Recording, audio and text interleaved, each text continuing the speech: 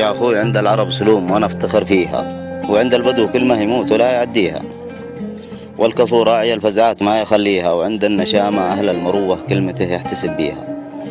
والصاحب الطيب راعي بالنخوات يورد نفسه للموت ما يداريها، وإلا الحقير راعي الزلات ما له رجوله يحميها. أنا شد عند المواقف ما حد قال خالد وش قصتك وش تاليها، مثل ما شفت احتقر كل صاحب يقول والله الخوة ما خليها، اللي قال أبشر وانت خوي راعي الجزلات والله نداريها، ما شفت له طاري في ساعة الضيق حتى أقول رجل والأصالة يشتهيها، حتى الخوي اللي عديته خوي راح ونسى عشرتي وش يبي فيها. أخوي اسمع كلامي واحتفظ براعيها، أنا أصيل من أصل عثمان بني حسن أموت إلا النذارة ما دانيها. يا أخوي أنتم الخوة عندكم مصلحة فوق راعيها، حتى الخوي لا مات والله ما همكم من راح فيها، نفسي على الهقوات ترفع الراس ولا حياتي أوردها معاصيها، مثل ما عرفتك تعرف قدر بن زياد وخوته ما هو المصلحة يغليها، أخوتي هي وفاء للخوي اللي الكذب ما يدانيها،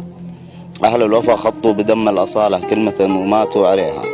وأنا جبت القصيدة يا عرب لخوي غدر بخويه وش قصته وش تاليها، هذا كلامي وانت براحتك فسر معانيها، وختمها صلوا على النبي محمد يزكيها. يقول يلا تحل الشان وتزين الحال يا عالم الأحوال يا ذا الجلال، يا من لك العالم مخاشيع وذلال، تسجد لك الدنيا سهول وجبال، تفرج على عبد عليه الزمن مال وحدث